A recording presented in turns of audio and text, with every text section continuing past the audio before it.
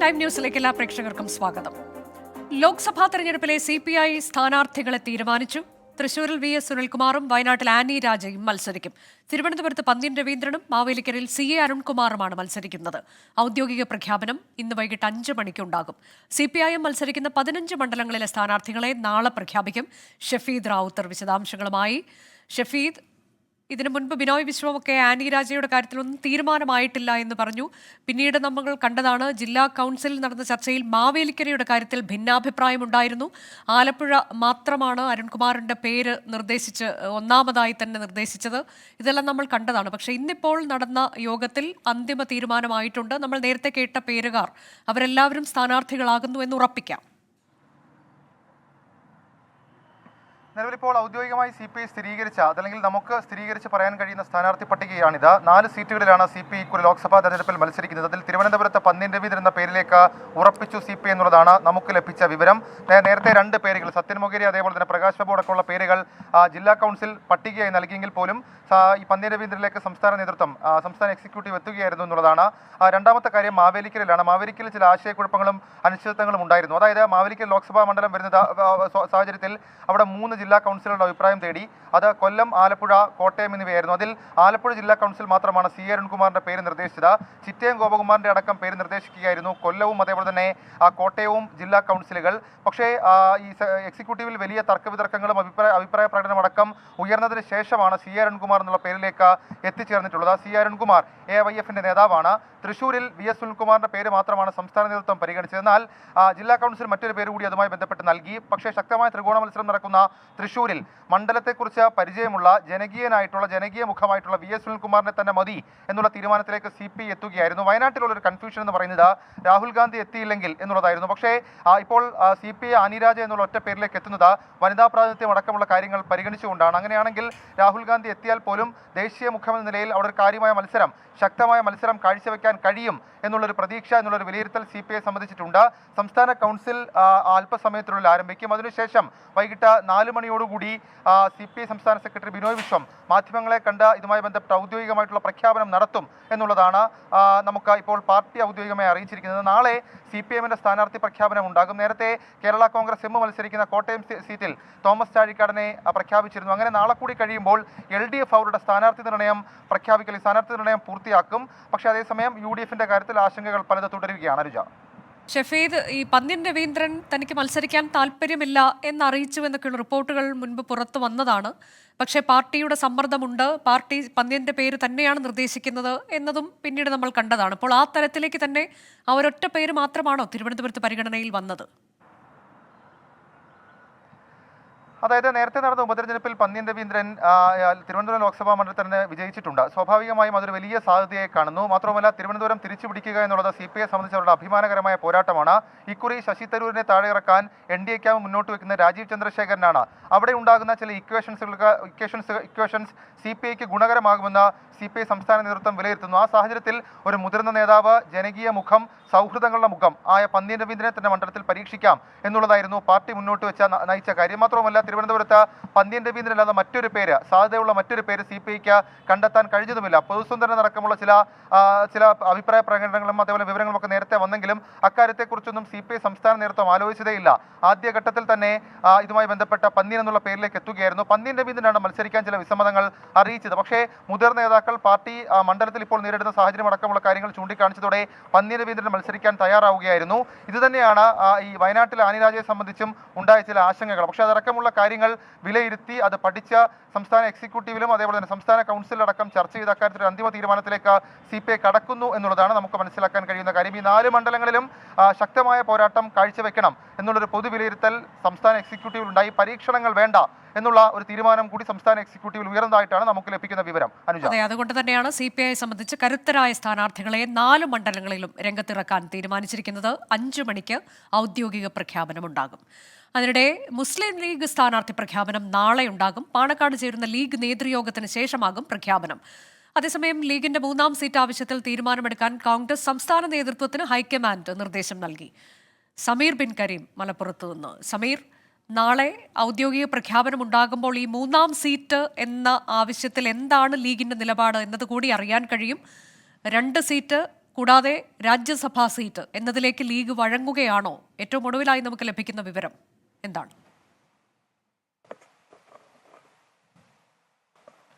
അനുജ, നിലവിൽ നാളെ മുസ്ലിം ലീഗ് യോഗം ചേരാനിരിക്കെ ഇപ്പോഴൊക്കെ തന്നെ മുസ്ലിം ലീഗിൽ പാർട്ടിക്കകത്ത് തിരക്കിട്ട ചർച്ചകളാണ് പുരോഗമിച്ചു കൊണ്ടിരിക്കുന്നത്. മൂന്നാമതൊരു സീറ്റ് എന്നുള്ള കാര്യത്തിൽ നിന്നും രാജ്യസഭാ സീറ്റ് എന്നുള്ള കോൺഗ്രസിന്റെ ഈ ഒരു ഓഫർ മുസ്ലിം ലീഗ് സ്വാഭാവികമായും അംഗീകരിക്കുമെന്നുള്ളതാണ് നമുക്ക് ഇപ്പോൾ ലഭ്യമാകുന്ന വിവരം. ഇപ്പോൾ മുസ്ലിം ലീഗ് പ്രധാനമായും ഇപ്പോൾ ചർച്ച ചെയ്യുന്നത് നാളെ സ്ഥാനാർത്ഥികളെ പ്രഖ്യാപിക്കാനുള്ള ഒരുക്കങ്ങളിലേക്കാണ് മുസ്ലിം ലീഗിന്റെ പ്രധാനപ്പെട്ട ചർച്ചകൾ ഇപ്പോൾ നടന്നുകൊണ്ടിരിക്കുന്നത്. അതിൽ പ്രധാനപ്പെട്ട കാര്യം ഇ.ടി. മുഹമ്മദ് ബഷീർ MP മലപ്പുറത്ത് മത്സരിക്കുന്ന കാര്യം തീരുമാനമായിട്ടുണ്ട്. എന്നാൽ പൊന്നാനിയിൽ ആര് എന്നുള്ളതാണ് പ്രധാനപ്പെട്ട കാര്യം. അതിൽ ഇ.ടി.യെയോ അല്ലെങ്കിൽ അബ്ദുൾ സമദ് സമദാനിയെയോ ഒരാളെ രാജ്യസഭയിലേക്ക് മത്സരിപ്പിക്കുകയും അതോടൊപ്പം രാജ്യസഭയിലേക്ക് അയക്കുകയും അതോടൊപ്പം ഏതെങ്കിലും ഒരു മണ്ഡലത്തിൽ മറ്റൊരു പുതുതായിട്ടൊരു സ്ഥാനാർത്ഥി ഇറക്കാനുമായിരുന്നു ലീഗിന്റെ ഒരു തീരുമാനം. എന്നാൽ നിലവിൽ ഇ.ടി. മുഹമ്മദ് ബഷീർ MP മലപ്പുറത്ത് തീരുമാനിച്ചിരിക്കുന്നു. പൊന്നാനിയിൽ അബ്ദുൾ സമദ് സമദാനിയെ മത്സരിപ്പിക്കണോ, അതല്ല രാജ്യസഭയിലേക്ക് ഒഴിവരുന്ന രാജ്യസഭയിലേക്ക് അബ്ദുൾ സമദാനിയെ പറഞ്ഞേക്കണോ എന്നുള്ള കാര്യത്തിലാണ് ഇപ്പോൾ ഒരു ചർച്ചകൾ പുരോഗമിച്ചുകൊണ്ടിരിക്കുന്നത്. പലവിധ പേരുകളാണ് പൊന്നാനി ഉയരുന്നത് എന്നുള്ളതാണ് പ്രധാനപ്പെട്ട കാര്യം. അതുകൊണ്ട് തന്നെ അത്തരം ഒരു തീരുമാനത്തിലേക്ക് നിലവിൽ മുസ്ലിം ലീഗിന് എത്താനായിട്ടില്ല. നാളെ ആവുമ്പോഴേക്കും വളരെ വേഗത്തിൽ തന്നെ തീരുമാനം എടുക്കുക എന്നുള്ളതാണ് മുസ്ലിം ലീഗിന്റെ മുന്നിലുള്ള നിലവിലത്തെ പ്രധാനപ്പെട്ടതായിട്ടുള്ള ഒരു കാര്യം. ഏതായാലും കോൺഗ്രസ് മുന്നോട്ട് വെച്ചിരിക്കുന്ന മുസ്ലിം ലീഗിന്റെ മുന്നോട്ട് വെച്ചൊരു കാര്യം എന്ന് പറയുന്നത് മൂന്നാമതൊരു സീറ്റ് നൽകാനാവില്ല, പകരം രാജ്യസഭാ സീറ്റ് ഒഴിവരുന്ന രാജ്യസഭാ സീറ്റ് നൽകുക എന്നുള്ളതാണ്. അക്കാര്യത്തിലേക്ക് ലീഗ് അംഗീകരിക്കുന്നു എന്നുള്ളതാണ് ഇപ്പോൾ നമുക്ക് മനസ്സിലാക്കാൻ കഴിയുന്നത്. അനുജ, അതെ, നാളെ എന്താണ് മുസ്ലിം ലീഗിന്റെ നിലപാടെന്ന് അറിയാൻ കഴിയും. ഔദ്യോഗിക സ്ഥാനാർത്ഥി പ്രഖ്യാപനം നാളെ ഉണ്ടാകുമെന്നതാണ്. 2 സീറ്റ് കൂടാതെ രാജ്യസഭാ സീറ്റ് എന്ന കോൺഗ്രസ് നേതൃത്വത്തിന്റെ ഓഫർ അവർ സ്വീകരിക്കുമോ എന്നതിൽ നാളെ തീരുമാനമുണ്ടാകും. ആ തീരുമാനം ഔദ്യോഗികമായി തന്നെ പ്രഖ്യാപിക്കപ്പെടുകയും ചെയ്യും. ലോക്സഭാ തെരഞ്ഞെടുപ്പിൽ KPCC അധ്യക്ഷൻ K. സുധാകരൻ കണ്ണൂരിൽ സ്ഥാനാർത്ഥിയാകും. സിറ്റിംഗ് MP-മാരിൽ KPCC പ്രസിഡന്റിന് ഇളവില്ല. ഇത് സംബന്ധിച്ച് കോൺഗ്രസ് ദേശീയ നേതൃത്വം സുധാകരന് നിർദ്ദേശം നൽകി. സ്ഥാനാർത്ഥിത്വം സംബന്ധിച്ച് തനിക്കൊരു നിർദ്ദേശവും കിട്ടിയിട്ടില്ല എന്നായിരുന്നു K. സുധാകരന്റെ മറുപടി. R. രാധാകൃഷ്ണൻ വിശദാംശങ്ങളുമായി. RK, ഒരു തരത്തിലും ഈ സിറ്റിംഗ് MP-മാർ മത്സരിക്കാതിരിക്കരുത് എന്നൊരു നിർദ്ദേശം ഹൈക്കമാൻഡിന്റെ ഭാഗത്തുനിന്നുണ്ടാകുന്നുണ്ട് എന്ന് മനസ്സിലാകുന്നു. അതുകൊണ്ട് തന്നെയാണോ KPCC അധ്യക്ഷനും ഇളവ് നൽകേണ്ടതില്ല എന്നൊരു തീരുമാനം?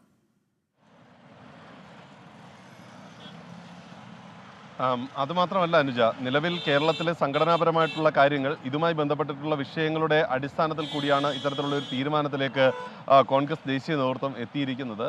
നേരത്തെ K. സുധാകരൻ KPCC അധ്യക്ഷൻ എന്ന രീതിയിൽ മത്സരിക്കേണ്ടതില്ല എന്ന തീരുമാനത്തോട് കോൺഗ്രസ് ദേശീയ നേതൃത്വവും അനുകൂലിച്ചിരുന്നു. എന്നാൽ അതിനുശേഷം ഉണ്ടായ സാഹചര്യങ്ങളും K. സുധാകരൻ കണ്ണൂരിൽ മത്സരിക്കേണ്ടത്, പ്രത്യേകിച്ച് അവിടുത്തെ സ്ഥാനാർത്ഥി MP ജയരാജനെ പോലെ വളരെ ശക്തനായിട്ടുള്ള ഒരു സ്ഥാനാർത്ഥി വരികയും ചെയ്തിരിക്കുന്ന സാഹചര്യത്തിൽ കൂടുതൽ സീറ്റുകളിൽ കേരളത്തിൽ വിജയിക്കുക എന്നത് കോൺഗ്രസിന്റെ താല്പര്യവും ആവശ്യവുമാണ്. ഇതിന് K. സുധാകരൻ തന്നെ അവിടെ മത്സരിക്കണം, മറ്റുയർന്ന പേരുകളൊന്നും അങ്ങനെ വിജയസാധ്യതയുള്ളതല്ല എന്ന വിലയിരുത്തൽ കൂടി നടത്തി. മാത്രമല്ല കേരളത്തിലെ സംഘടനാ വിഷയങ്ങളുമായി ബന്ധപ്പെട്ടിട്ടുള്ള വിവിധ പ്രശ്നങ്ങളും ഈ ദേശീയ നേതൃത്വത്തിന്റെ ശ്രദ്ധയിൽ എത്തി. ഇതിന്റെ അടിസ്ഥാനത്തിലാണ് ഈ തെരഞ്ഞെടുപ്പുമായി ബന്ധപ്പെട്ട ചുമതലകൾ കൂടി വഹിച്ചുകൊണ്ട് K. സുധാകരൻ കണ്ണൂരിൽ സ്ഥാനാർത്ഥിയാകട്ടെ എന്ന ഒരു തീരുമാനത്തിലേക്ക് എത്തിയിരിക്കുന്നത്. അതിന്റെ അടിസ്ഥാനത്തിൽ K. സുധാകരനോട് ഇക്കാര്യം അറിയിച്ചിട്ടുണ്ട്. സുധാകരൻ ഇക്കാര്യത്തിൽ തന്നെ മറുപടി എന്താണ് എന്നുള്ളത് വ്യക്തമാക്കിയിട്ടില്ല. എന്നാലും കോൺഗ്രസ് ദേശീയ നേതൃത്വത്തിന്റെ നിർദ്ദേശം അനുസരിക്കാൻ താൻ സദാ സന്നദ്ധനാണ് എന്ന വിധത്തിലുള്ള സൂചനയാണ് നൽകിയതെന്നാണ് നമുക്കറിയാൻ സാധിക്കുന്നത്. 2 ഇടങ്ങളിൽ കൂടി ചില കൺഫ്യൂഷനുകൾ ഉണ്ടായിരുന്നു. അതിൽ മാവേലിക്കരയും ആലപ്പുഴയുമാണ്. ആലപ്പുഴയിൽ പരിഹരിക്കുന്നത് KC വേണുഗോപാലിന്റെ പേരാണ്. KC വേണുഗോപാൽ എന്നാൽ KC വേണുഗോപാലിന് മത്സരിക്കുന്നതിനോട് വ്യക്തിപരമായിട്ട് താല്പര്യമില്ല. പക്ഷേ കോൺഗ്രസിലെ ഒരു വലിയ വിഭാഗം അവിടെ സീറ്റ് പിടിച്ചെടുക്കണമെന്നുണ്ടെങ്കിൽ KC മത്സരിക്കുന്നതാണ് ഉചിതം എന്ന നിലപാടാണ് സ്വീകരിക്കുന്നത്. പക്ഷേ ഇക്കാര്യത്തിൽ അന്തിമ തീരുമാനം എടുക്കുന്നത് രാഹുൽ ഗാന്ധി കേരളത്തിൽ മത്സരിക്കുമോ എന്നതിൻ്റെ കൂടി അടിസ്ഥാനത്തിലായിരിക്കും. മാവേലിക്കരയിലെ കാര്യത്തിൽ ഇപ്പോൾ K. സുധാകരൻ കണ്ണൂരിൽ മത്സരിക്കാനായിട്ട് തയ്യാറാകുന്ന ഒരു സാഹചര്യത്തിൽ മാവേലിക്കരയിൽ മത്സരിക്കാനായിട്ട് കൊടിക്കുന്നിൽ സുരേഷും അതിന് തയ്യാറാകേണ്ടി വരും എന്നുള്ളതാണ് ഇപ്പോഴത്തെ ഒരു സാഹചര്യം. ഏകദേശം കോൺഗ്രസിന്റെ ചിത്രവും വ്യക്തമാകുന്ന വിധത്തിലേക്ക് കാര്യങ്ങളെ എത്തിക്കുന്നു ഇപ്പോഴത്തെ ചർച്ചകൾ. അനുജ, KPCC പ്രസിഡന്റ് മത്സരിക്കും എന്നത് ഏറെക്കുറെ ഉറപ്പായിട്ടുണ്ട്. K. സുധാകരൻ ഇക്കുറിയും സ്ഥാനാർത്ഥിയാകും കണ്ണൂരിൽ നിന്ന്. രാഹുൽ ഗാന്ധി ഉത്തർപ്രദേശിൽ തന്നെ മത്സരിക്കണമെന്ന് സമാജ്വാദി പാർട്ടി. സോണിയാഗാന്ധി മത്സരിക്കാത്തതിനാൽ റായ്ബറേലിയിൽ രാഹുൽ ഗാന്ധി സ്ഥാനാർത്ഥിയാകണം എന്നാണ് SP-യുടെ നിർദ്ദേശം. സമാജ്വാദി പാർട്ടി നിർദ്ദേശം കോൺഗ്രസ് ദേശീയ നേതൃത്വം ചർച്ച ചെയ്യും. R. രാധാകൃഷ്ണൻ വിശദാംശങ്ങളുമായി. RK, ഉത്തർപ്രദേശിൽ എത്ര സീറ്റ് നേടുന്നു എന്നൊക്കെയുള്ളത് കേന്ദ്രഭരണത്തെ സംബന്ധിച്ച് വളരെ നിർണായകമാകുന്ന ഒന്നുകൂടിയാണ്. അപ്പോൾ SP-യുമായുള്ള സീറ്റ് ധാരണ എന്നൊക്കെയുള്ളത് ആ തരത്തിൽ കൂടി പ്രധാനപ്പെട്ടതുമാണ് നമുക്കറിയാം. ഇപ്പോൾ SP ഇങ്ങനെ ഒരു നിർദ്ദേശം മുന്നോട്ട് വയ്ക്കുമ്പോൾ അത് ഏത് തരത്തിലേക്ക് പരിഗണിക്കപ്പെടുമെന്നാണ് നമുക്കറിയാൻ കഴിയുന്നത്? പ്രിയങ്ക ഗാന്ധിയുടെ പേരൊക്കെ ഒരു ഘട്ടത്തിൽ റായ്ബറേലിയിൽ കേട്ടിരുന്നല്ലോ.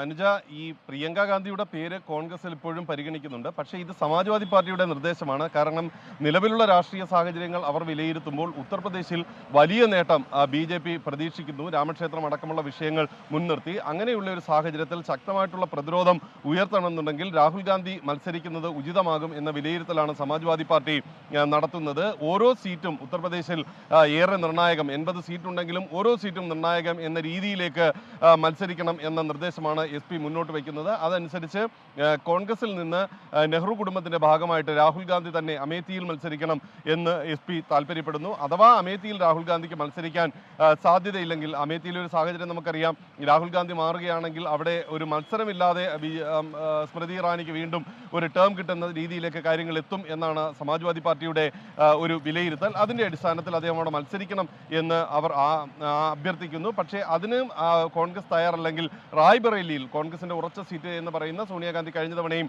വിജയിച്ച ഏക സീറ്റിലാണ് കഴിഞ്ഞ തവണ വിജയിച്ചത് ഉത്തർപ്രദേശിൽ.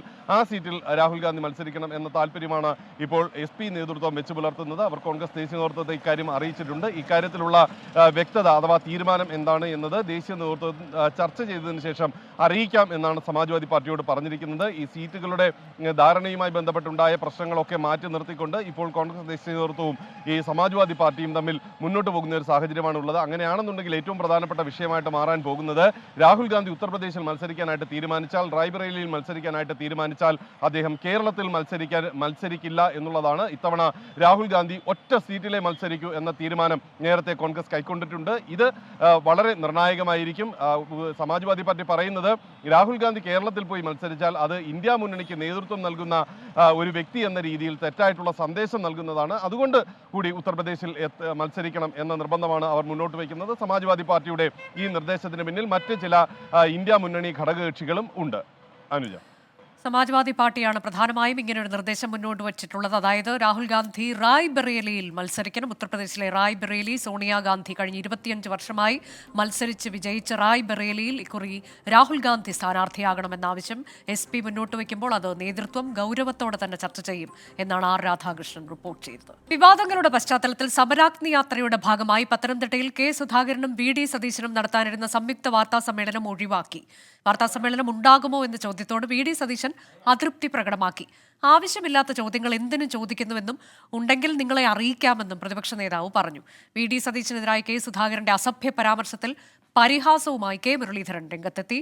ശ്രീജിത്ത് ശ്രീകുമാരൻ വിശദാംശങ്ങളുമായി പത്തനംതിട്ടയിൽ നിന്ന്. ശ്രീജിത്ത്, രാവിലെ വാർത്താ സമ്മേളനം ഉണ്ടാകും, അതും സംയുക്ത വാർത്താ സമ്മേളനം ഉണ്ടാകുമെന്ന് DCCയുടെ അറിയിപ്പ് ഉണ്ടായിരുന്നതല്ലേ? പിന്നീട് അത് എന്തുകൊണ്ടാണ് ഇല്ലാതിരുന്നത് എന്നതാണ് ഔദ്യോഗിക വിശദീകരണം. അനൂജ സൂചിപ്പിച്ചതുപോലെ DCCയുടെ ഒരു അറിയിപ്പ് കഴിഞ്ഞ ദിവസം രാത്രിയോടുകൂടിയാണ് DC vice president advocate K Suresh Kumar, അതുപോലെ തന്നെ DC പ്രസിഡന്റ് സതീഷ് കൊച്ചുപറമ്പിലും ഒക്കെ നേരിട്ട് വിളിച്ചായിരുന്നു ഇത്തരത്തിലുള്ള അറിയിപ്പ് നമുക്ക് നൽകിയിരുന്നത്. കോൺഗ്രസിന്റെ മാധ്യമ ഗ്രൂപ്പുകളിലൊക്കെ തന്നെ ഇത്തരത്തിൽ വാർത്താ സമ്മേളനം സംയുക്തമായി പ്രതിപക്ഷ നേതാവിൻ്റെയും അതുപോലെ തന്നെ ഈ പറയുന്ന K സുധാകരൻ്റെയും വാർത്താ സമ്മേളനം സംയുക്തമായി ഉണ്ടാകും സമരാഗ്നിയുടെ ഭാഗമായി. അതിനുവേണ്ടി അബാൻ ടവറിൽ പ്രത്യേകം മുറിയടക്കം സജ്ജീകരിച്ചിട്ടുണ്ട് എന്ന വിവരം നമുക്ക് നൽകുകയായിരുന്നു. അതിൻ്റെ അടിസ്ഥാനത്തിൽ തന്നെയാണ് നമ്മൾ രാവിലെ വരെ കാത്തിരുന്നത്. ഏതാണ്ട് ഒരു 6-7 മണിയോടുകൂടി അത് ഉണ്ടാകാനുള്ള സാധ്യതയില്ല, വാർത്താ സമ്മേളനം ഉണ്ടാകാനുള്ള സാധ്യതയില്ല എന്നൊരു അറിയിപ്പ് കൂടി അനൗദ്യോഗികമായി വരികയായിരുന്നു. അപ്പോഴും ഔദ്യോഗികമായി അങ്ങനെ ഒരു അറിയിപ്പ് നമുക്ക് ലഭിച്ചിട്ടുണ്ടായിരുന്നില്ല. പിന്നീടാണ് നമ്മൾ കോൺഗ്രസ് നേതാക്കളെ എല്ലാവരും തന്നെ വിളിക്കുന്നത്. ആ സമയത്താണ് കോൺഗ്രസ് നേതാക്കൾ പറയുന്നത് K സുധാകരൻ മാത്രമാണ് ഇവിടെ പത്തനംതിട്ടയിലുള്ളൂ.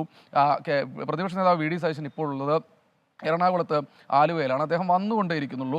അതുകൊണ്ട് തന്നെ വാർത്താ സമ്മേളനം ഉണ്ടാകില്ല എന്നാണ് അറിയിച്ചത്. അപ്പോഴാണ് നമ്മൾ ഇതിൻ്റെ എന്താണ് ഈ ഒരു വിവാദമെന്ന് നമ്മൾ തിരക്കിയത്. അപ്പോഴാണ് കോൺഗ്രസ് വൃത്തങ്ങളിൽ നിന്ന് നമുക്ക് ഇത്തരത്തിൽ ഈ വിവരങ്ങൾ ലഭിക്കുന്നത്. അതിൽ അവർ വളരെ വ്യക്തമായി തന്നെ പറയുന്നുണ്ട് വാർത്താ സമ്മേളനം ഉണ്ടാകില്ല എന്ന് VD സതീശൻ്റെ ഓഫീസ് നേരത്തെ തന്നെ അറിയിച്ചിട്ടുണ്ടായിരുന്നു എന്നാണ് പറയുന്നത്. അതിന് പ്രധാനപ്പെട്ട കാരണമായി പറയുന്നത് അദ്ദേഹത്തിന് ആരോഗ്യ പ്രശ്നങ്ങളുണ്ട്, ചെറിയ പനിയുടെ ലക്ഷണങ്ങളൊക്കെ ഉണ്ട്. അതുകൊണ്ട് തന്നെ ഉണ്ടാകില്ല എന്ന് നേരത്തെ തന്നെ അറിയിച്ചിട്ടുണ്ട് DC എന്ന് പറയുന്നു. പക്ഷേ DCC പ്രസിഡന്റിനോട് നമ്മൾ ഈ കാര്യം ചോദിച്ചപ്പോൾ DCC പ്രസിഡന്റ് അങ്ങനെ ഒരു വിവരം പ്രതിപക്ഷ നേതാവിൻ്റെ ഓഫീസ് അറിയിച്ചിട്ടുണ്ടായിരുന്നില്ല. അവിടെ നിന്ന് വരാനുള്ളൊരു കാലതാമസം എടുക്കുമെന്ന് മാത്രമേ അറിയിച്ചിട്ടുണ്ടായിരുന്നുള്ളൂ എന്നാണ് ഏറ്റവും ഒടുവിൽ മനസ്സിലാക്കുന്നത്. എന്തായാലും ആലപ്പുഴ എത്തി ഈ സമരാഗ്നി വാർത്താ സമ്മേളനത്തിൻ്റെ ഭാഗമായി ഒരു അസഭ്യ പരാമർശം പ്രതിപക്ഷ നേതാവിനെതിരെ KPCC പ്രസിഡന്റ് ഭാഗത്തു നിന്നുണ്ടായതിന് ശേഷം എന്തായാലും സംയുക്ത വാർത്താ സമ്മേളനം നടത്താൻ തയ്യാറായിട്ടില്ല. അതിൽ ആരാണ്, അതായത് കെ സുധാകരൻ്റെ കൂടെ വാർത്താ സമ്മേളനം നടത്താൻ പ്രതിപക്ഷ നേതാവ് VD സതീശനാണോ ബുദ്ധിമുട്ട്, അതോ കെ സുധാകരൻ ഈ വിഷയം ഇത്ര വിവാദമാക്കിയതിലുള്ള അതൃപ്തി അദ്ദേഹത്തിനുണ്ടോ എന്നതിനെക്കുറിച്ചൊരു വ്യക്തത ഇതുവരെ കോൺഗ്രസ് വൃത്തങ്ങൾ നൽകുന്നില്ല. എന്തായാലും നമ്മൾ ഈ സമരാഗ്നിയുടെ ഭാഗമായുള്ള ജനവിചാരണ സദസ്സ്, ജനകീയ ചർച്ചാ സദസ്സ്, ആ സദസ്സിൻ്റെ നമ്മൾ അതിലുണ്ടായിരുന്നു. അതിനുശേഷം പ്രതികരിക്കുമെന്ന് ചോദിക്കാൻ വേണ്ടി, പക്ഷേ അതിനുശേഷവും ഇരു നേതാക്കളും ഒന്നും തന്നെ പ്രതികരിക്കാൻ തയ്യാറായില്ല. എന്തായാലും 2 മണിയോടുകൂടി 2:30 മണിയോടുകൂടി അവിടുത്തെ പരിപാടികൾ പൂർത്തിയാക്കി 3:30-4 മണിയോടുകൂടി കൊല്ലം ജില്ലയിലേക്ക് കടക്കും. കൊട്ടാരക്കരയിലാണ് ആദ്യ പരിപാടി. അവിടെ നാളെ വാർത്താ സമ്മേളനം ഉണ്ടാകുമോ എന്ന കാര്യത്തെക്കുറിച്ചും ഒരു വ്യക്തത ഇതുവരെ വന്നിട്ടില്ല. എന്തായാലും നേതാക്കൾക്കിടയിൽ ഈ വിവാദം, ഈ അസഭ്യ പരാമർശ വിവാദം ഇപ്പോഴും പുകയുന്നുണ്ട്.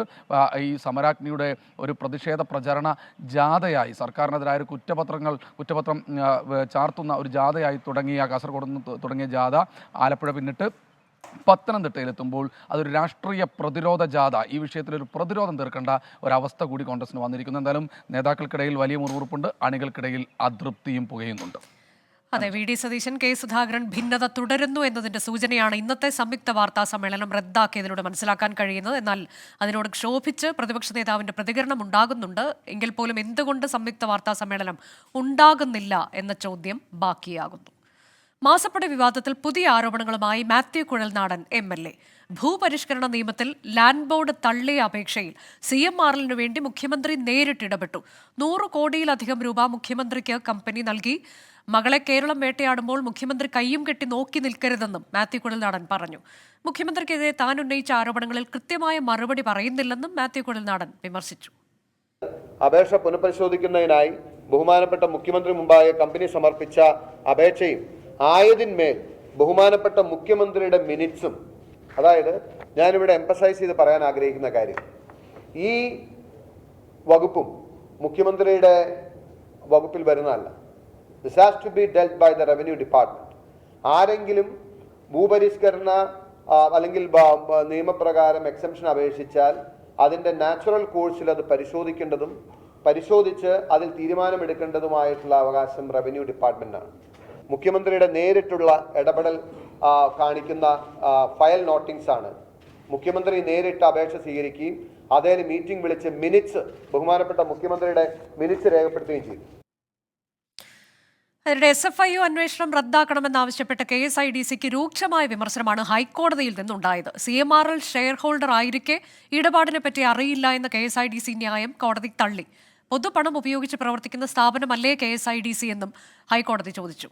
സലിം മാലിക്കും ഒപ്പം വിഷ്ണു സുരേഷും വിശദാംശങ്ങളുമായി. ആദ്യം സലിം മാലിക്കിലേക്ക്. സലിം, ഇനിയിപ്പോൾ മിനിറ്റ്സുകളടക്കം പുറത്തുവിട്ടുകൊണ്ട് മാത്യു കുഴൽനാടൻ ഉന്നയിക്കുന്ന ആരോപണം എന്താണ്? CMRLനു വേണ്ടിയുള്ള മുഖ്യമന്ത്രിയുടെ വഴിവിട്ട ഇടപെടലിന്റെ കൂടുതൽ വിവരങ്ങളാണല്ലോ.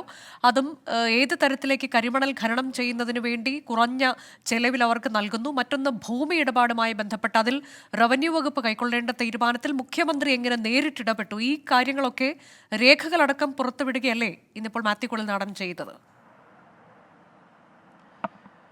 അനുജ, ഈ മാസപ്പടി വിവാദവുമായി ബന്ധപ്പെട്ട് അതിൻ്റെ ആരോപണങ്ങളിൽ 3ാം ഘട്ടം എന്ന നിലയിലാണ് മാത്യു കുഴൽനാടൻ ഇന്നത്തെ വാർത്താ സമ്മേളനം തുടങ്ങിയത് തന്നെ. അതിൽ മാത്യു ഉന്നയിക്കുന്ന ഏറ്റവും പ്രധാനപ്പെട്ട ആരോപണം അത് KMRLുമായി ബന്ധപ്പെട്ട് KMRLിൻ്റെ ഉപകമ്പനിയായ CMREL ഈ അനധികൃതമായ ഒരു ഇടപെടൽ നടത്തുകയും ഭൂമി കൈവശം വയ്ക്കുന്നതിന്, അത് തൃക്കുന്നപ്പുഴയിലുള്ള ഒരു ഭൂമി കൈവശം വയ്ക്കുന്നതുമായി ബന്ധപ്പെട്ട് മുഖ്യമന്ത്രി തന്നെ ഇടപെട്ട അനധികൃതമായ ഇടപെടലിൻ്റെ യോഗത്തിൻ്റെ അതിൻ്റെ മിനിറ്റ്സ് ഉൾപ്പെടെയുള്ള വിവരങ്ങളാണ് പുറത്തുവിട്ടത്. അതിലെ പ്രധാനപ്പെട്ട ആരോപണം 15 ഏക്കർ മാത്രമാണ് ആ നിലയിൽ ഭൂപരിഷ്കരണ നിയമപ്രകാരം കൈവശം വയ്ക്കാവുന്ന ഭൂമി. എന്നാൽ അത് 60 ഏക്കർ ഭൂമി കൈവശം വയ്ക്കണമെന്നൊരു ആവശ്യം ഇതുമായി ബന്ധപ്പെട്ട് CMRL മുന്നോട്ട് വയ്ക്കുകയായിരുന്നു. ആ വിഷയത്തിൽ ആദ്യം തന്നെ ജില്ലാ സമിതി ആ അപേക്ഷ സ്വീകരിക്കാതെ തള്ളി. പിന്നീട് 2 തവണ വീണ്ടും അപേക്ഷ പുനഃപരിശോധിക്കണമെന്ന ആവശ്യവും ജില്ലാ സമിതി തള്ളിയതാണ്. അതിന് പിന്നാലെ മുഖ്യമന്ത്രിക്ക് നൽകിയ കത്തിന്മേൽ മുഖ്യമന്ത്രി നേരിട്ട് ഈ വിഷയത്തിൽ ഇടപെടുന്നു എന്നുള്ളതാണ് മാത്യു കുഴൽനാടൻ്റെ പ്രധാനപ്പെട്ട പരാതി. മുഖ്യമന്ത്രി അനധികൃതമായി ആ വിഷയത്തിൽ ഇടപെട്ടതിന് ശേഷം റവന്യൂ വകുപ്പ് കൈക്കൊള്ളേണ്ട തീരുമാനത്തിൽ മുഖ്യമന്ത്രിയുടെ വകുപ്പ് കൂടി അല്ലാഞ്ഞിട്ട് മുഖ്യമന്ത്രി ആ വിഷയത്തിൽ ഒരു മീറ്റിംഗ് വിളിച്ചു. ആ മീറ്റിങ്ങിൻ്റെ മിനിറ്റ്സാണ് പുറത്തുവിട്ടത്. അതിനുശേഷം 2 തവണ ഉപസമിതി തന്നെ തള്ളിയ അതേ റിപ്പോർട്ട്, അതേ ഉപസമിതി സമിതിയെ കൊണ്ട് തന്നെ അംഗീകരിപ്പിച്ചു. ഭൂപരിഷ്കരണ ചട്ടത്തിൽ ഉൾപ്പെടെ ഭേദഗതി വരുത്താനുള്ള തിരുത്തലുകളും തയ്യാറായി എന്ന ഡേറ്റുകൾ ഉൾപ്പെടെ ചൂണ്ടിക്കാണിച്ചുകൊണ്ടാണ് മാത്യു കുഴൽനാടൻ ഇപ്പോൾ ആ വിശദാംശങ്ങൾ പുറത്തുവിട്ടിരിക്കുന്നത്. മാത്രമല്ല CMRL നിന്ന് 135 കോടി രൂപ വിവിധ നേതാക്കൾ കൈപ്പറ്റി എന്നുള്ള ഒരു വലിയ ആരോപണത്തിൽ, ആ ആരോപണത്തിലെ സിംഹഭാഗവും ചെലവഴിച്ചത് മുഖ്യമന്ത്രിക്ക് വേണ്ടിയാണ് എന്നൊരു വലിയ ആരോപണം കൂടി മാത്യു ഇന്ന് ഉന്നയിക്കുന്നു. 100 കോടിയിലധികം രൂപ മുഖ്യമന്ത്രിയാണ് കൈപ്പറ്റിയത്. അതുകൊണ്ട് തന്നെ മകളോട് സ്നേഹമുണ്ടെങ്കിൽ മുഖ്യമന്ത്രി നേരിട്ട് പുറത്തു വരണം. നേരിട്ട് പുറത്തു വന്നതിന് ശേഷം ഇതിന് മറുപടി നൽകണമെന്ന് പറയുന്നു. കാരണം ഇതിലെ യഥാർത്ഥ പ്രതി വീണ വിജയനല്ല, പകരം മുഖ്യമന്ത്രിയാണ്. മുഖ്യമന്ത്രി പറഞ്ഞിട്ടാണ് വീണ വിജയൻ ഇതിൽ ഇടപെട്ടത് എന്നത് ഉൾപ്പെടെയുള്ള കാര്യങ്ങൾ കൂടി വെളിപ്പെടുത്തണമെന്ന് പറയുന്നു. കാരണം ഒരു പാവപ്പെട്ട പെൺകുട്ടിയെ കേരളം കുറ്റവാളിയുടെ നിഴലിൽ നിർത്തുമ്പോൾ അതിൽ ഇടപെടേണ്ടത് മുഖ്യമന്ത്രി തന്നെയാണ് എന്നൊരു വലിയ ആരോപണം കൂടി ഇന്നിപ്പോൾ മാത്യു കുഴൽനാടൻ മുന്നോട്ട് വയ്ക്കുന്നു. മാത്രമല്ല മന്ത്രിമാരായ P രാജീവിനെയും MP രാജേഷിനെയും ഒരു പരസ്യ സംവാദത്തിന് കൂടി ക്ഷണിക്കുകയാണ് ഇന്നിപ്പോൾ മാത്യു കുഴൽനാടൻ ചെയ്തിട്ടുള്ളത്. കാരണം ഹിറ്റ് ആൻഡ് റൺ എന്നതാണ് മാത്യു കുഴൽനാടൻ്റെ നിലപാട് എന്നായിരുന്നു നേരത്തെ MP രാജേഷ് ആരോപിച്ചത്. അതായത് ഒരു ആരോപണം ഉന്നയിക്കുക, അതിനുശേഷം അവിടെ നിന്ന് പോവുക എന്നുള്ളത്. അങ്ങനെയല്ല, താൻ പൊതുസമൂഹത്തിന് മുൻപിൽ തന്നെയുണ്ട്, എന്ത് തുറന്ന സംവാദത്തിനും താൻ തയ്യാർ എന്നുകൂടിയായിരുന്നു മാത്യു കുഴൽനാടൻ എന്ന് പറഞ്ഞത്. അനുജ, അതെ, അത്തരത്തിൽ തുറന്ന സംവാദത്തിന് താൻ തയ്യാറാണ്. മന്ത്രി P രാജീവും MP രാജേഷും അടക്കമുള്ളവരുമായും തുറന്ന സംവാദത്തിന് തയ്യാറാണ് എന്നാണ് മാത്യു കുഴൽനാടൻ പറഞ്ഞത്. ഇന്ന് കോടതിയിൽ സംഭവിച്ചത് എന്താണ് KSIDC വിഷയത്തിൽ? വിഷ്ണു സുരേഷ് വിശദാംശങ്ങളുമായി. വിഷ്ണു, കഴിഞ്ഞ ദിവസവും കോടതിയുടെ ഭാഗത്തുനിന്ന് വിമർശനം നമ്മൾ കണ്ടതാണ്. എന്തിനാണ് അന്വേഷണത്തെ ഭയപ്പെടുന്നത് എന്ന ചോദ്യം ഇന്നും ഇപ്പോൾ കോടതി അത് ആവർത്തിക്കുകയാണോ? കൂടുതലായി എന്തൊക്കെ കാര്യങ്ങൾ കോടതി ചോദിക്കുന്നു? അനുജ, കഴിഞ്ഞ ദിവസം നടന്നതിന്റെ തുടർച്ചയായിരുന്നു ഇന്ന് കോടതിയിൽ സംഭവിച്ചത്.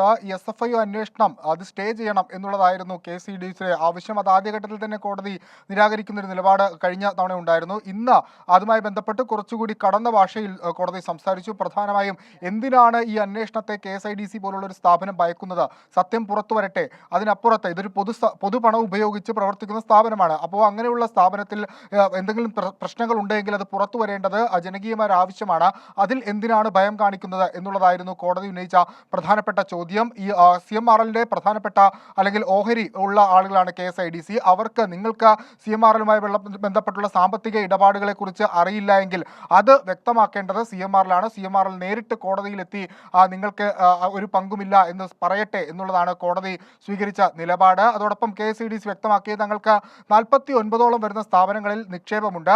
ഏതെങ്കിലും തരത്തിലുള്ള ക്രമക്കേടുകൾ തങ്ങളുടെ ഭാഗത്തുനിന്ന് ഉണ്ടായിട്ടെങ്കിൽ അന്വേഷണം നടക്കട്ടെ എന്നുള്ളതായിരുന്നു KSIDC ഏറ്റവും അവസാനമായി കോടതിയിൽ പറഞ്ഞത്. മാർച്ച് 12-ാം തീയതിയിലേക്ക് കേസ് വീണ്ടും പരിഗണിക്കുന്നതിനെ മാറ്റിയിട്ടുണ്ട്. നമ്മൾ മനസ്സിലാക്കുന്നതനുസരിച്ച് SFIO അന്വേഷണത്തിന്, KCDCക്കെതിരെയുള്ള SFIO അന്വേഷണത്തിന് സ്റ്റേ ലഭിക്കാനുള്ള സാധ്യത തുലവും തുച്ഛമാണ്. അതാണ് കഴിഞ്ഞ ദിവസങ്ങളിലെയും ഇന്നത്തെയും കോടതി വിമർശനങ്ങളുടെ പശ്ചാത്തലത്തിൽ മനസ്സിലാക്കേണ്ടത്. SFIO അന്വേഷണം KSIDCക്കെതിരായി നടക്കട്ടെ എന്നൊരു നിലപാടിലേക്ക് കോടതി എത്തിച്ചേരുന്നു എന്നതിന്റെ സൂചനകളാണ് ഇന്നും പുറത്തുവരുന്നത്. TP ചന്ദ്രശേഖരൻ വധക്കേസിൽ പ്രതികളുടെ ശിക്ഷ ഉയർത്തണമെന്ന ഹർജിയിൽ ഹൈക്കോടതിയിൽ വാദം നാളെയും തുടരും.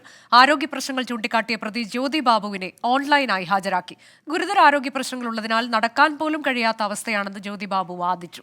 ശിക്ഷയിൽ ഇളവ് നൽകണമെന്ന് മറ്റു പ്രതികളും വാദിച്ചു. വിനീത VG വിവരങ്ങളുമായി. വിനീത, പ്രധാനമായും ശിക്ഷ കൂട്ടരുത് എന്ന് പറയുന്നതിന് വേണ്ടി പ്രതികൾ ഉയർത്തിയത് കുടുംബ പ്രശ്നങ്ങൾ, കുടുംബ പശ്ചാത്തലമൊക്കെ ചൂണ്ടിക്കാട്ടുന്നു. ചിലർ ആരോഗ്യ പ്രശ്നങ്ങൾ ചൂണ്ടിക്കാട്ടുന്നു. ഇന്ന് കോടതിയിൽ ഇതുമായി ബന്ധപ്പെട്ട് നടന്ന വാദത്തിന്റെ വിശദാംശങ്ങൾ.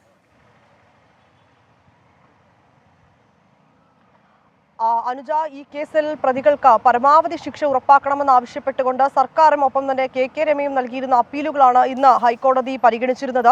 ഇതിന്മേൽ ഈ കേസിലെ 12 പ്രതികളും ഇന്ന് കോടതിയിൽ ഹാജരായി. നേരത്തെ സൂചിപ്പിച്ചതുപോലെ ജ്യോതി ബാബു ഓൺലൈനായാണ് കോടതിയിൽ ഹാജരായത്. മറ്റ് 11 പ്രതികളെയും വിവിധ ജയിലുകളിൽ നിന്ന് ഇന്നലെ വൈകിട്ടോടുകൂടി തന്നെ കാക്കനാട് ജില്ലാ ജയിലിലേക്ക് എത്തിച്ചിരുന്നു. തുടർന്ന് രാവിലെ കൃത്യം 9:30യോടുകൂടി തന്നെ ഈ പ്രതികളെ ഹൈക്കോടതിയിലേക്ക് എത്തിച്ചിട്ടുണ്ടായിരുന്നു. ഈ ജ്യോതി ബാബുവിനെ സംബന്ധിച്ചിടത്തോളം ആരോഗ്യ പ്രശ്നങ്ങളുണ്ട് എന്നും അതുകൊണ്ടാണ് ഈ കേസിൽ നേരിട്ട് ഹാജരാകാൻ കഴിയാത്തതെന്നും ജയിൽ സൂപ്രണ്ട് കോടതിയെ അറിയിച്ചിട്ടുണ്ടായിരുന്നു. ഇന്ന് 3 മണിക്ക് ഡയാലിസിസ് ഉണ്ടെന്നും അതിനായി ആശുപത്രിയിൽ പോകേണ്ടതായിട്ടും ഉൾപ്പെടെയുള്ള കാര്യങ്ങളായിരുന്നു അറിയിച്ചിട്ടുണ്ടായിരുന്നത്. ഇതിൽ അനുജ സൂചിപ്പിച്ചതുപോലെ തന്നെ ഈ ശിക്ഷയിൽ ഇളവ് വേണമെന്നുള്ളത് തന്നെയായിരുന്നു ഇന്ന് പ്രതികളെല്ലാം കോടതിയിൽ ആവശ്യപ്പെട്ടത്. അതിൽ പ്രധാനമായും പറയുന്നത് അവരുടെ കുടുംബത്തിലെ നിലവിലെ സാഹചര്യം, ഒപ്പം തന്നെ അവർ നേരിടുന്ന ബുദ്ധിമുട്ടുകൾ ഉൾപ്പെടെയുള്ള ആരോഗ്യ പ്രശ്നങ്ങൾ ഉൾപ്പെടെയുള്ള കാര്യങ്ങളൊക്കെ തന്നെയാണ് ഇന്ന് പ്രധാനമായും പ്രതികളൊക്കെ തന്നെ മുന്നിൽ വെച്ചിട്ടുണ്ടായിരുന്നത്. ഈ കേസിൽ നാളെയും മറ്റ് വാദങ്ങൾ ഉണ്ടാകും. തങ്ങളുടെ ഭാഗം കൂടി കേൾക്കണമെന്ന പ്രതിഭാഗവും ആവശ്യപ്പെട്ടിട്ടുണ്ട്. തുടർന്ന് ഈ 2 അപ്പീലുകളും നാളെ വീണ്ടും പരിഗണിക്കാൻ കോടതി മാറ്റിയിരിക്കുകയാണ്. ഒരുപക്ഷെ നാളെ ഇതിന്മേലൊരു അന്തിമ തീരുമാനം കോടതിയുടെ ഭാഗത്ത് നിന്ന്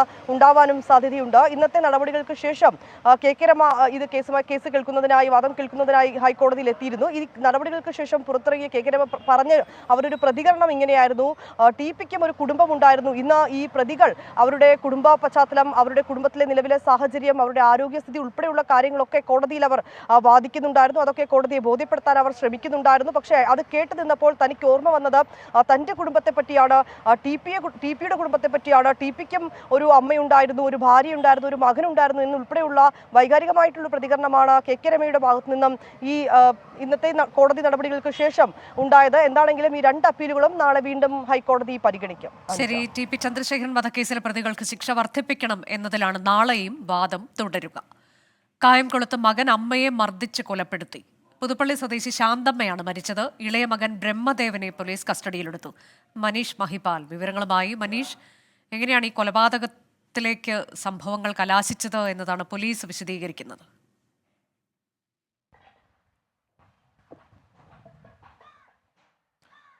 അനുജ, 71 വയസ്സുള്ള ശാന്തമ്മയാണ് കൊല ചെയ്യപ്പെട്ടത്. ഇത് സംബന്ധിച്ച് പോലീസ് പറയുന്നത് അമ്മയുടെ അമിതമായിട്ടുള്ള മദ്യപാന ഉപയോഗത്തെ ചോദ്യം ചെയ്തതിലുണ്ടായ തർക്കമാണ് കൊലപാതകത്തിലേക്ക് എത്തിയതെന്ന്. കഴിഞ്ഞ നവംബർ-ഡിസംബർ മാസത്തിൽ ചേർത്തലയിലുള്ള ഒരു ഡി അഡിക്ഷൻ സെൻ്ററിലായിരുന്നു ശാന്തമ്മ ഉണ്ടായിരുന്നത്. പിന്നീടാണ് മടങ്ങിയെത്തിയിട്ടുള്ളത്. വീട്ടിൽ താമസിക്കുന്നത് ബ്രഹ്മദേവൻ, ഇളയ മകൻ 43 വയസ്സുകാരനായ ബ്രഹ്മദേവനും അമ്മയും ആണ് താമസിക്കുന്നത്. കഴിഞ്ഞ ദിവസം, അതായത് മിനിഞ്ഞാന്ന് രാത്രി ഇവരുടെ കുടുംബക്ഷേത്രം കായംകുളം പുതുപ്പള്ളി ദേവികുളങ്ങരയുള്ള ഇവരുടെ കുടുംബക്ഷേത്രത്തിൽ ഒരു ചടങ്ങുമായി ബന്ധപ്പെട്ട് അവിടെ പോയിരുന്നു. പക്ഷേ അവിടെ എത്തിയപ്പോൾ അമ്മ ശാന്തമ്മ മദ്യപിച്ച് ചില പ്രശ്നങ്ങൾ ഉണ്ടാക്കി. അതിൽ നാണക്കേട് തോന്നിയ മകൻ വീട്ടിലെത്തി ഇത് സംബന്ധിച്ച് സംസാരിച്ചു. ഞായറാഴ്ച പുലർച്ചെ ഇത് സംബന്ധിച്ച് ഇവർ തമ്മിൽ വീട്ടിൽ വെച്ച് തർക്കമുണ്ടായി. അങ്ങനെ അമ്മയെ പിടിച്ച് തള്ളുകയും ശകാരിക്കുകയും മർദ്ദിക്കുകയും ചെയ്തു. അമ്മയുടെ വയറ്റിൽ ചവിട്ടി, തല കട്ടിലിൻ്റെ ഒരു മൂലയ്ക്ക് പിടിച്ച് ഇടിച്ചു. അങ്ങനെ തല പൊട്ടി. അന്ന് പുലർച്ചെ രാവിലെ പക്ഷേ അമ്മ എഴുന്നേറ്റില്ല. ഉടൻ തന്നെ അയൽക്കാരെയും മറ്റ് സഹോദരങ്ങൾ, 3 സഹോദരങ്ങൾ കൂടി ബ്രഹ്മദേവനുണ്ട്, അവരെ കൂടി അറിയിച്ചു. അടുത്തുള്ള കായംകുളത്തെ സ്വകാര്യ ആശുപത്രിയിൽ എത്തിച്ചു.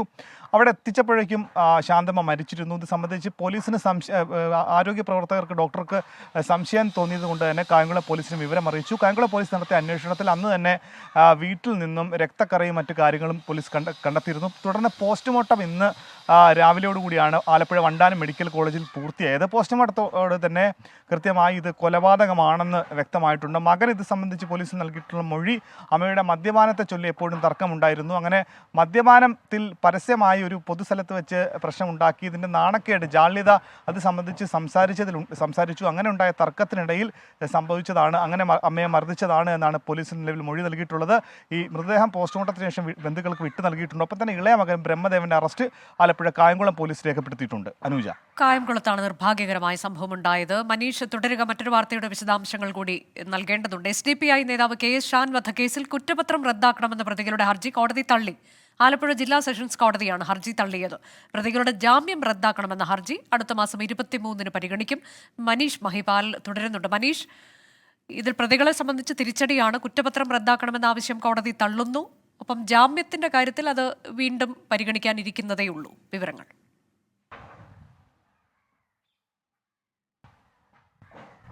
അനുജ പറഞ്ഞതുപോലെ തന്നെ പ്രതികൾക്ക് 11 പ്രതികളാണ്. RSS BJP പ്രവർത്തകരായ പ്രതികൾക്ക് എല്ലാവർക്കും നേരിട്ട വലിയ തിരിച്ചടിയാണ്. പ്രതികൾ കോടതിയിൽ ആവശ്യപ്പെട്ടത്, ഇത് സംബന്ധിച്ച കുറ്റപത്രം സമർപ്പിച്ചത് ക്രൈംബ്രാഞ്ച് DYSP ബെന്നിയാണ്. പക്ഷേ ഇതിൻ്റെ അന്വേഷണ ചുമതലയുള്ള സ്റ്റേഷൻ ഹൗസ് ഓഫീസർ അല്ല. അതുകൊണ്ട് തന്നെ ഈ കുറ്റപത്രം നിലനിൽക്കുന്നതല്ല, ഇത് കോടതി സ്വീകരിക്കരുത് എന്നുള്ള ഹർജിയായിരുന്നു ആലപ്പുഴ സെഷൻസ് കോടതി 3-ൽ ഈ പ്രതികൾക്ക് വേണ്ടിയിട്ടുള്ള അഭിഭാഷകൻ വാദിച്ചത്. അത് സംബന്ധിച്ച് ഹർജി കൊടുത്തത്. പക്ഷേ അതിൻ്റെ വാദം കേട്ട ശേഷം ഇന്നാണ് ആലപ്പുഴ സെഷൻസ് കോടതി ആ ഹർജി തള്ളിയത്. അതിൽ പ്രോസിക്യൂഷൻ പറഞ്ഞ പ്രധാനപ്പെട്ട കാര്യങ്ങൾ കോടതി അംഗീകരിച്ചു. ക്രിമിനൽ നടപടികളിലൊക്കെ തന്നെ ഇത്തരത്തിലുള്ള കാര്യങ്ങൾ ഉണ്ടാകുന്നുണ്ട്.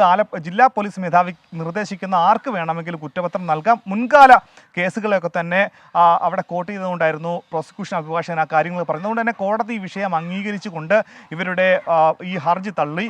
ഏറ്റവും പ്രധാനപ്പെട്ട കാര്യം, ഈ കേസിലെ എല്ലാ പ്രതികളും നിലവിൽ ജാമ്യത്തിൽ കഴിയുകയാണ്. ഒരു പ്രതിയുടെ വിവാഹം അടക്കമുള്ള കാര്യങ്ങൾ കഴിഞ്ഞു. മറ്റൊരു പ്രധാനപ്പെട്ട കാര്യം, ഈ കേസിലെ മൂന്നാമത്തെ പ്രതി അതുൽ നേരത്തെ DYFI പ്രവർത്തകനെ കൊലപ്പെടുത്തിയ കേസിലെ പ്രതിയാണ്. ഇയാളെ കഴിഞ്ഞ 3 ആഴ്ചയ്ക്ക് മുൻപ് കായംകുളത്ത് ഗുണ്ടാ സംഘങ്ങൾ തമ്മിൽ ഒരു സ്ഥലത്ത് ഒത്തുകൂടിയിരുന്നു. ഇതിൽ പോലീസ് ചിലരെ അറസ്റ്റ് ചെയ്തിരുന്നു. അതായത് നേരത്തെ തന്നെ കരുതൽ തടങ്കലിലാക്കിയിരുന്നു. അതിൽ 3-ാം പ്രതി അതിൽ ഉൾപ്പെടുന്നുണ്ട്. അതുകൊണ്ട് തന്നെ ഈ കേസിലെ മുഴുവൻ പ്രതികളുടെയും ജാമ്യം റദ്ദാക്കണമെന്ന ഹർജി കൂടി പരിഗണിക്കണമെന്ന് പ്രോസിക്യൂഷൻ ആവശ്യപ്പെട്ടു. അത് അടുത്ത മാർച്ച് മാസം 23-ന് കോടതി പരിഗണിക്കും. ഷാൻ വധക്കേസ് പ്രതികൾക്കാണ് ഇന്ന് കനത്ത തിരിച്ചടി കോടതിയിൽ നിന്നുണ്ടായത്. കുറ്റപത്രം റദ്ദാക്കണമെന്ന ആവശ്യം കോടതി തള്ളി. മൂന്നാറിൽ വീണ്ടും പടയപ്പ ഇറങ്ങി. മൂന്നാർ നേമക്കാട് എസ്റ്റേറ്റ് വഴിയിലൂടെ സിമന്റ് കയറ്റി വന്ന ലോറി പടയപ്പ തടഞ്ഞു. കാട്ടാന എസ്റ്റേറ്റ് മേഖലയിൽ തുടരുകയാണ്. രാഹുൽ വിജയൻ വിവരങ്ങളുമായി. രാഹുൽ, ഒരു ചെറിയ ഇടവേളയ്ക്ക് ശേഷമാണ് ഇപ്പോൾ വീണ്ടും പടയപ്പയെക്കുറിച്ചുള്ള വാർത്തകൾ നമ്മൾ കേൾക്കുന്നത്. ഇന്നിപ്പോൾ ഒരു അക്രമാസക്തനായ പടയപ്പയാണോ നമ്മൾക്ക് കാണാൻ കഴിഞ്ഞത്? അനുജ, ഒരു അക്രമ സ്വഭാവത്തിലേക്ക് പടയപ്പ എന്തായാലും ഇതുവരെ നീങ്ങിയിട്ടില്ല എന്നുള്ളത് ഒരു ആശ്വാസകരമായ കാര്യമാണ്. പക്ഷേ അതത്ര നിസ്സാരമായി കാണേണ്ട ഒരു കാര്യമല്ല ഈ പടയപ്പ ഇങ്ങനെ ജനവാസ മേഖലയിൽ ഇറങ്ങുന്നത് എന്നുള്ളതാണ് നാട്ടുകാർ പറയുന്നത്. കാരണം നേരത്തെ ഇത് വന്ന് വഴിയിലൂടെ അങ്ങ് പോകുമായിരുന്നു. പക്ഷേ ഇപ്പോഴങ്ങനെയല്ല. വഴിക്ക് കുറുകെ നിൽക്കുന്നു, വണ്ടികൾ തടയുന്നു, വണ്ടികൾക്ക് നേരെ ആക്രമണം നടത്തുന്നു. ആളുകൾക്ക് നേരെ ആക്രമണം നടത്തിയിട്ടില്ലെങ്കിലും ഈ വാഹനങ്ങൾക്കും അതുപോലെ തന്നെ വീടുകൾക്കും കൃഷിയിടങ്ങളിലും ഒക്കെ ഉണ്ടാക്കുന്ന നാശനഷ്ടം അത് വളരെ വലുതാണ്. ഇന്ന് രാവിലെ 8-ഓട് കൂടിയാണ് നയമക്കാട് എസ്റ്റേറ്റിൽ പടയപ്പ എത്തുന്നത്. ഇതുവഴി സിമന്റ് കയറ്റി വന്ന ലോറിയാണ് പടയപ്പ 1 മണിക്കൂറോളം തടഞ്ഞു നിർത്തിയത്. ഈ വാഹനം അവിടെ നിന്ന് കടത്തിക്കൊണ്ടു പോകാൻ ആ ഡ്രൈവർ ഒരു ചെറിയ ശ്രമം നടത്തി. പക്ഷേ അത് പടയപ്പ തടയുകയും ചെയ്തു. പിന്നാലെ തോട്ടം തൊഴിലാളികളുമായി വന്നൊരു ജീപ്പ് ആന തടഞ്ഞു നിർത്തി. ആ ജീപ്പിലുണ്ടായിരുന്ന തൊഴിലാളികൾ ബഹളം വെച്ചതോടെയാണ് ആന ആ റോട്ടിൽ നിന്ന് മാറുകയും ആ വാഹന ഗതാഗതം വീണ്ടും പുനഃസ്ഥാപിക്കാൻ കഴിയുകയും ചെയ്തത് എന്നുള്ളതാണ് ഏറ്റവും പ്രധാനപ്പെട്ട കാര്യം. എന്തായാലും ഇതിൽ വനം വകുപ്പാണ് ശാശ്വതമായിട്ടുള്ളൊരു പരിഹാരത്തിന് ഇടപെടൽ നടത്തേണ്ടത്. പലപ്പോഴായിട്ട് നാട്ടുകാർ ആവശ്യപ്പെടുന്നതാണ് പടയപ്പ എന്ന കാട്ടാനയെ വനത്തിൽ തന്നെ നിർത്തുന്നതിന് വേണ്ടിയുള്ള നടപടി, സ്ഥിരമായി വനത്തിൽ തന്നെ നിർത്തുന്നതിന് വേണ്ടിയുള്ള നടപടി വനം വകുപ്പ് സ്വീകരിക്കണമെന്ന്. എന്തായാലും അത് നടപ്പിലായിട്ടില്ല. ഒരു ഇടവേള എടുത്തിട്ടാണെങ്കിൽ പോലും ജനവാസ മേഖലയിലേക്ക് വീണ്ടും പടയപ്പ വരുന്നുണ്ട്. അതൊരു ആശങ്കയായിട്ട് തന്നെ നിലനിൽക്കുകയാണ്. എന്തായാലും ചൂട് കൂടിയിട്ടുണ്ട്. അതുകൊണ്ട് തന്നെ ഭക്ഷണം തേടി വീണ്ടും കാട്ടിൽ നിന്ന് നാട്ടിലേക്ക് ഇറങ്ങാനുള്ള സാധ്യത വളരെ കൂടുതലാണ്. അത് പടയപ്പ മാത്രമല്ല, മൂന്നാർ മേഖലയിൽ കുറച്ച് കൂടുതൽ ആനകൾ പല മേഖലയിൽ നിന്നായിട്ട്, അതായത് മറയൂരിൽ നിന്നും മാങ്കുളത്തു നിന്നുമുള്ള ആനകൾ ഈ മൂന്നാർ മേഖലയിലേക്ക് എത്തിയിട്ടുണ്ട്. ഇതും ഈ മൂന്നാർ ടൗണിലേക്ക് ഉൾപ്പെടെ ഇറങ്ങുന്ന സാഹചര്യമുണ്ട്. അതൊക്കെ ഒഴിവാക്കാൻ വനം വകുപ്പാണ് ഇടപെടൽ നടത്തേണ്ടത്. പടയപ്പ ഇന്ന് മൂന്നാറിൽ ലോറി തടഞ്ഞു എന്നുള്ളതാണ് ഏറ്റവും പുതിയ വാർത്ത. വയനാട് മുള്ളൻകൊല്ലിയിൽ നാടിനെ വിറപ്പിച്ച കടുവ പിടിയിൽ. വാടാനക്കവല വനമൂലികയ്ക്ക് സമീപം സ്ഥാപിച്ച കൂട്ടിലാണ് കടുവ കുടുങ്ങിയത്. പ്രാഥമിക പരിശോധനയ്ക്കായി കടുവയെ കുപ്പാടിയിലെ മൃഗപരിപാലന കേന്ദ്രത്തിലേക്ക് മാറ്റി. അരുൺ പാറയ്ക്കൽ വിവരങ്ങളുമായി. അരുൺ, കഴിഞ്ഞ കുറെ കാലമായി നാട്ടുകാർക്ക് തലവേദന സൃഷ്ടിച്ച കടുവയാണ് കൂട്ടിലായത്. വിവരങ്ങൾ.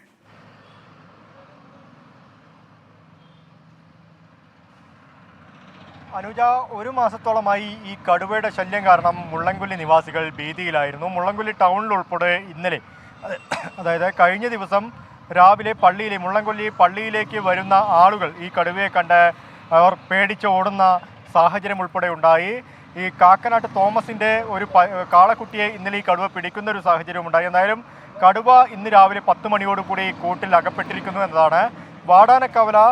വാടാനക്കവല വനമൂലികയ്ക്ക് സമീപം, ആ ഫാക്ടറിക്ക് സമീപമാണ് ഈ കൂട് സ്ഥാപിച്ചിരുന്നത്. കടുവയെ പിടികൂടുന്നതിന് വേണ്ടി 4 കൂടുകൾ വനം വകുപ്പ് പ്രധാനമായും ഈ മേഖലയിൽ സ്ഥാപിച്ചിരുന്നു. ഇതിൽ വനമൂലികയ്ക്ക് സമീപം സ്ഥാപിച്ച കൂട്ടിലാണ് ഇന്ന് രാവിലെ 10 മണിയോടുകൂടി കടുവ കൂട്ടിലകപ്പെട്ടത്. കടുവ ഇപ്പോൾ ഈ ബത്തേരി കുപ്പാടിയിലുള്ള ഈ കടുവ പരിപാലന കേന്ദ്രത്തിലേക്ക് മാറ്റിയിട്ടുണ്ട്. ഇവിടെ നിലവിൽ 5 കടുവകൾക്ക് താമസിക്കാനുള്ള 5 കടുവകളെ പാർപ്പിക്കാനുള്ള സൗകര്യമാണുള്ളത്. പക്ഷേ 7 കടുവകളുണ്ട്. ഇനി ഒരു കടുവയെ കൂടി ഉൾക്കൊള്ളാനുള്ള ശേഷിയില്ല. അതുകൊണ്ട് ഇവിടെ പ്രാഥമിക ചികിത്സ നൽകും. ആ പ്രാഥമിക ചികിത്സയ്ക്ക് ശേഷം വൈൽഡ് ലൈഫ് വാർഡിനെ ഇക്കാര്യങ്ങൾ അറിയിക്കും. തുടർന്ന് ഈ കടുവയുടെ ആരോഗ്യമൊക്കെ പരിശോധിച്ച ശേഷമായിരിക്കും എങ്ങോട്ട് മാറ്റണം എന്നതിൽ ഒരു അന്തിമ തീരുമാനമുണ്ടാകൂ. ഒന്നുകിൽ തൃശ്ശൂരിലെ പുത്തൂരിലുള്ള സൂവിലേക്കോ അല്ലെങ്കിൽ നെയ്യാറിലേക്കോ ഈ കടുവയെ മാറ്റുമെന്നാണ് ഇപ്പോൾ DFO സൂചിപ്പിച്ചിരിക്കുന്നത്. DFO ഉച്ചയോടുകൂടി മാധ്യമങ്ങളെ ഇക്കാര്യം അറിയിച്ചിരുന്നു. വൈൽഡ് ലൈഫ് വാർഡിൻ്റെ നിർദ്ദേശപ്രകാരമായിരിക്കും കൂടുതൽ നടപടികൾ ഉണ്ടാവുക എന്നാണ് DFO അറിയിച്ചത്. അതുപോലെ തന്നെ വെറ്റിനറി അസിസ്റ്റന്റ് സർജൻ മുള്ളൻകൊല്ലിയിലെ കടുവയാണ് വനംവകുപ്പ് സ്ഥാപിച്ച കൂട്ടിൽ കുടുങ്ങിയത്.